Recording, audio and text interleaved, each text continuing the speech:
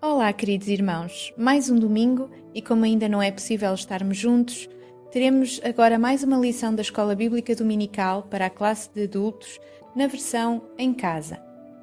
Por favor, olhe à sua volta. A televisão está desligada?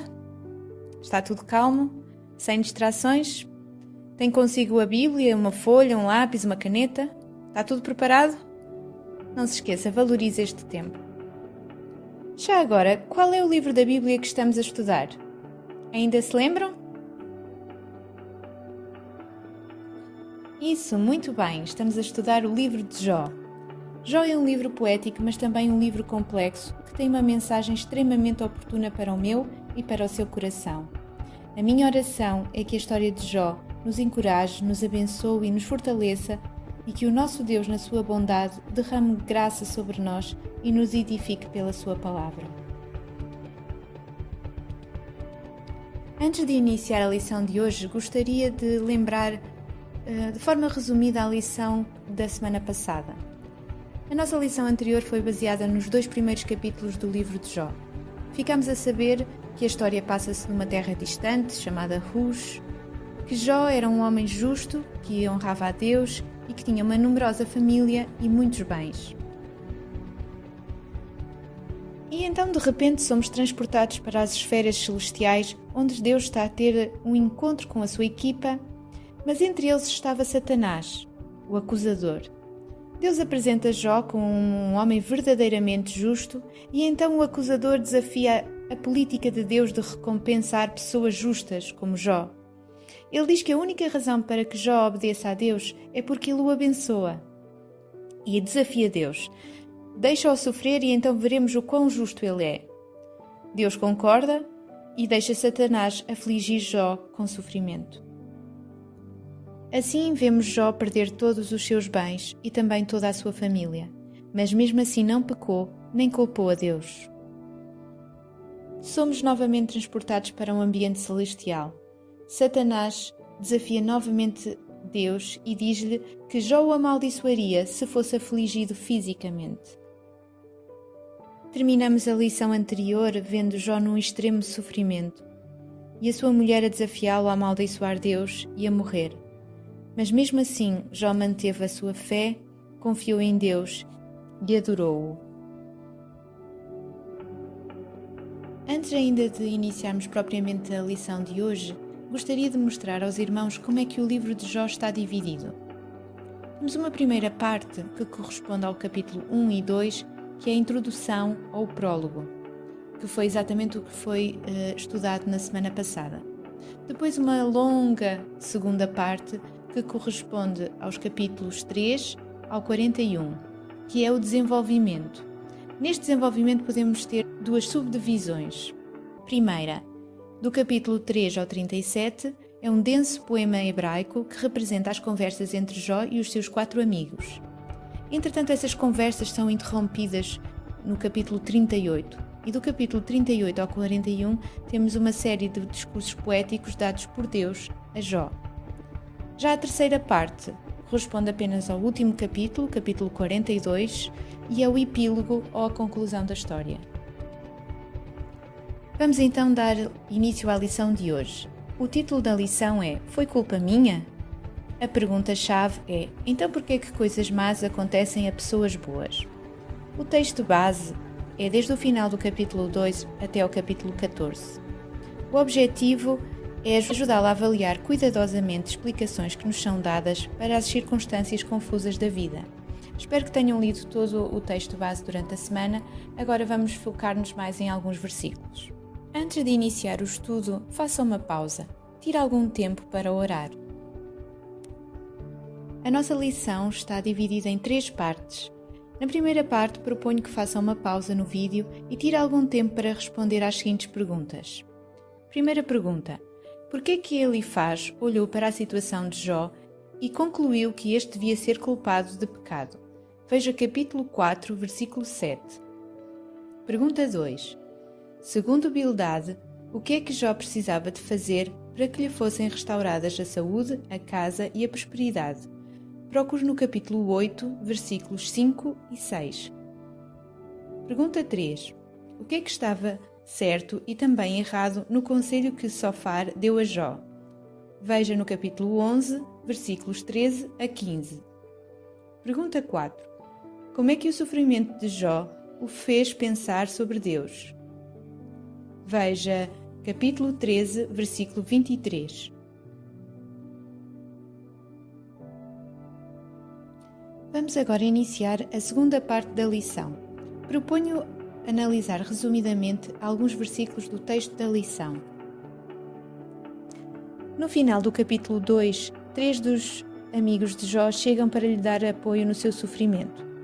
Os 3 amigos são Elifaz, o temanita, é bem provável que Temã fosse uma cidade de Edom; Bildade, o suíta, os suítas eram descendentes de Abrão por meio de Quetura; Sofar, o naamatita, residente de um local desconhecido, provavelmente em Edom ou Arábia, embora alguns estudiosos tenham sugerido que Naamá ficasse na fronteira edomita.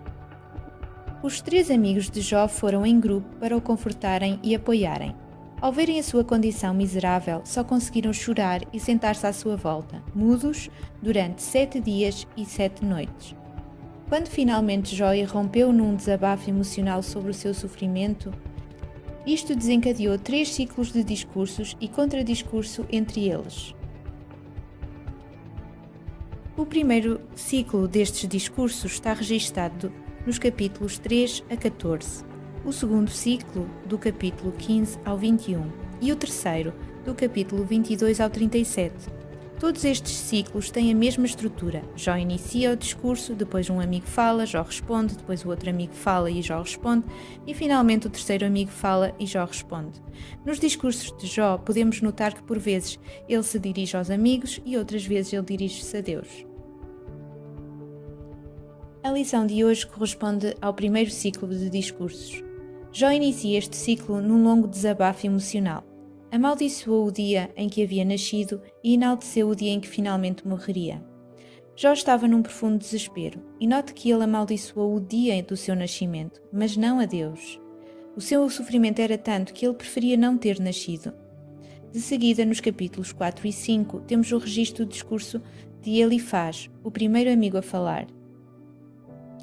As palavras de Elifaz registadas no capítulo 4, versículos 6 e 7, refletem o seu tom respeitoso inicial e o centro da sua explicação para o sofrimento de Jó. Elifaz concordava que Jó era um homem de grande integridade religiosa. Verifique bem os versículos 3 e 4. Também sugeriu que se Jó estivesse sem culpa perante Deus, então deveria ter confiança e esperança num futuro feliz e próspero. Já no versículo 7, Elifaz revelou de uma forma perspicaz e indireta o aspecto central da sua convicção do motivo por que Jó estava a sofrer.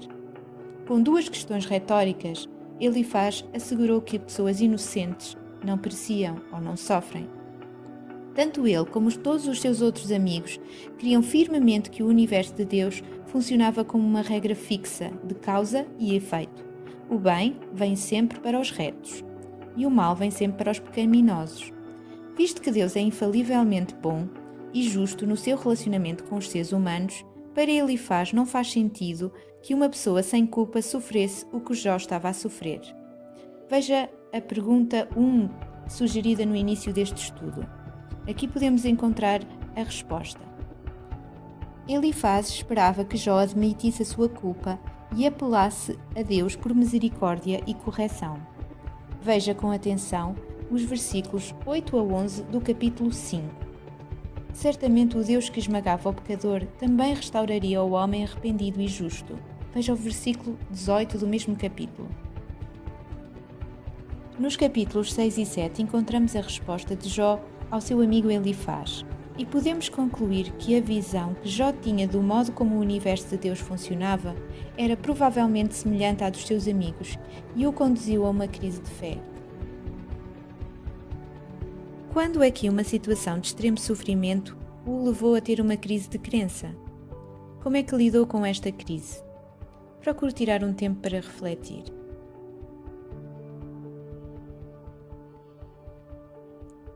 Jó não admite qualquer pecado, mas disse ao seu acusador: se pequei, mostra-me em quê?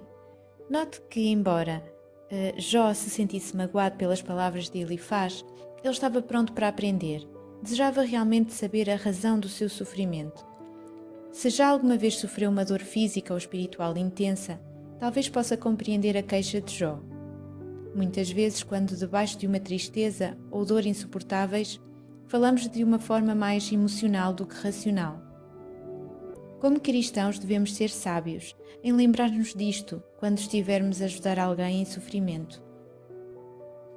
Passamos agora para o capítulo 8, e os versículos 4 e 6 são tirados do discurso inicial de Bildade, o suíta, o segundo amigo que apoiava Jó.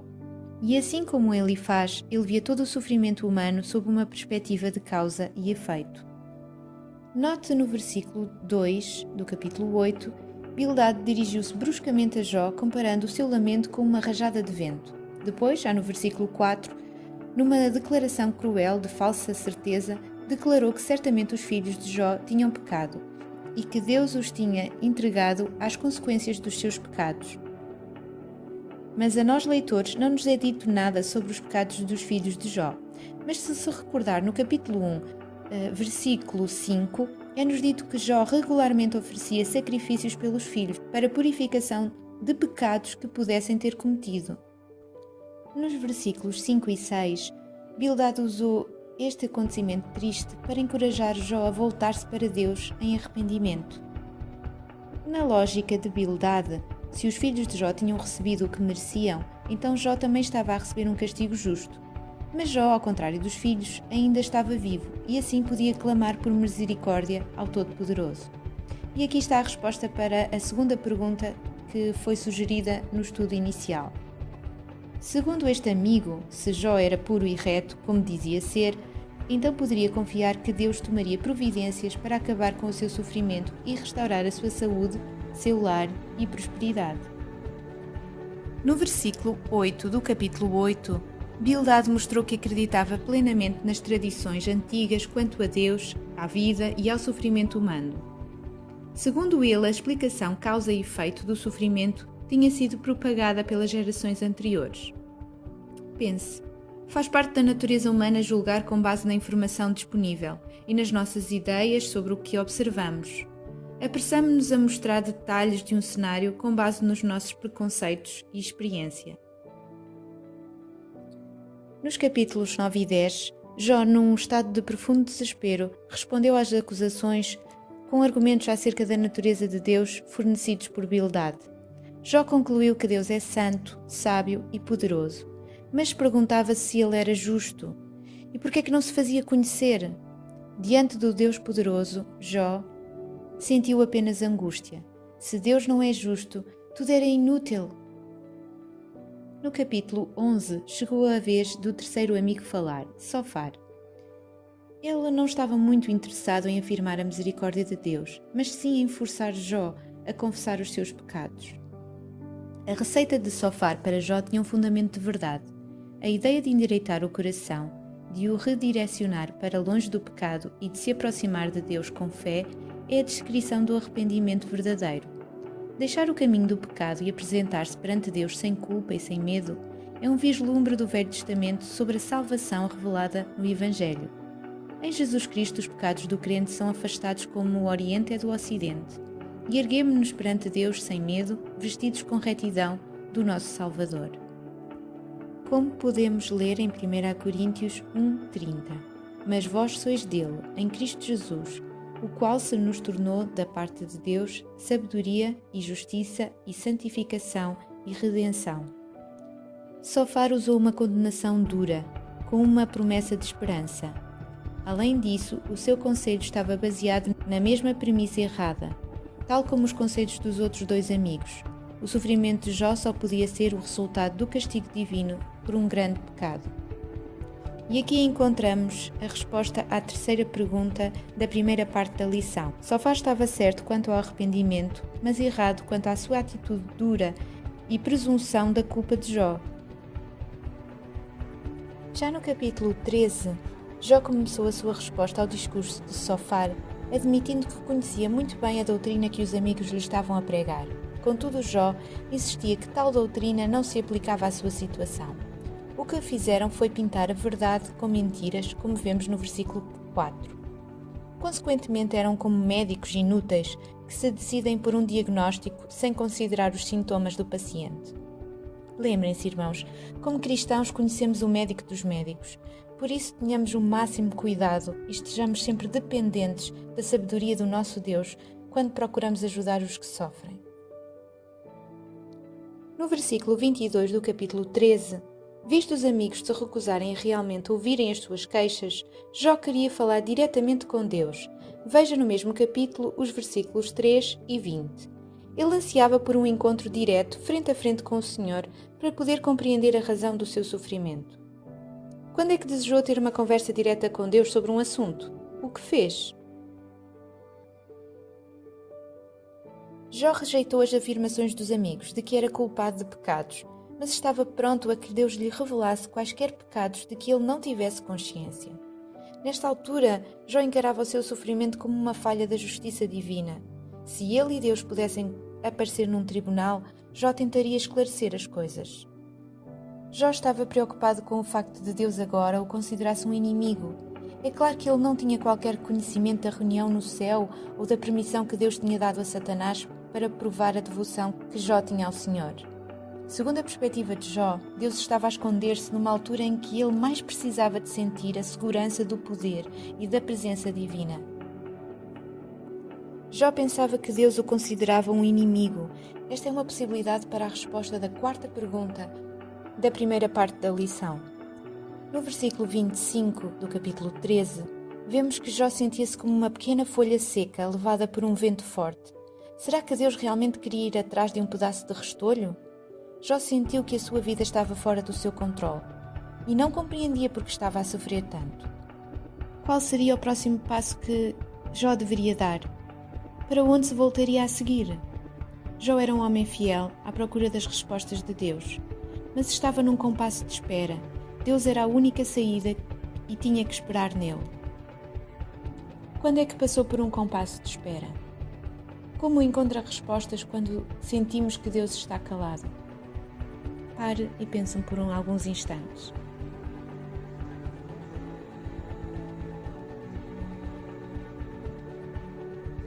Gostaria agora de partilhar com os irmãos as palavras do apóstolo Paulo aos Coríntios. Pediria aos irmãos para abrirem as suas Bíblias na carta de 2 a Coríntios, no capítulo 1, versículos 3 a 7. 2 a Coríntios, capítulo 1, versículos 3 a 7. Podemos ler juntos. Bendito seja o Deus e Pai de nosso Senhor Jesus Cristo, o Pai de misericórdias e Deus de toda a consolação. É Ele que nos conforta em toda a nossa tribulação, para podermos consolar os que tiverem qualquer angústia, com a consolação que nós mesmos somos contemplados por Deus. Porque assim como os sofrimentos de Cristo se manifestam em grande medida a nosso favor, assim também a nossa consolação transborda por meio de Cristo. Mas se somos atribulados, é para o vosso conforto e salvação. Se somos confortados, é também para o vosso conforto, o qual se torna eficaz, suportando vós com paciência os mesmos sofrimentos que nós também padecemos. A nossa esperança a respeito de vós está firme, sabendo que, como sois participantes dos sofrimentos, assim o sereis da consolação. Agora pare um pouco o vídeo e reflita nas palavras que acabamos de ler. Antes de finalizar a nossa lição, queria deixar aos irmãos algumas possibilidades para responder à pergunta: porquê o sofrimento? Pode pausar o vídeo e ler com calma. Como podemos ver, podemos ter sofrimento como julgamento, disciplina, perseguição, necessidade, como consequência, como resultado de uma catástrofe natural, mas eu queria reforçar a última possibilidade, como um mistério, ou seja, o sofrimento que não se enquadra em nenhuma das outras categorias. Nas próximas lições teremos a oportunidade de lidar mais com os mistérios de Deus e do sofrimento humano. Estamos a terminar a nossa lição e vamos ter a última parte em que proponho uma aplicação prática de tudo aquilo que lemos e ouvimos durante esta lição. Durante esta semana, como porá em prática o que aprendeu na Palavra de Deus sobre ser humilde e cuidadoso quando ajudar a procurar respostas para as circunstâncias confusas da vida? Evite classificar todas as adversidades como sendo um castigo de Deus contra o pecado. Admita que algum do sofrimento humano escapa à nossa explicação. Aceite humildemente que mesmo explicações lógicas do sofrimento podem ser falhas. Afirme que Deus é juiz por excelência e conhece a verdade do sofrimento humano. O título da próxima lição será Quem disse que a vida seria justa? A pergunta base é: como posso saber que Deus se importa se a vida é justa ou não? O texto base da nossa lição será desde o capítulo 15 ao capítulo 21. Proponho aos irmãos que vão lendo durante a semana para estarmos mais preparados para a próxima lição. Muito obrigada por terem assistido até ao fim. Que Deus abençoe a cada um e que tenham uma ótima semana.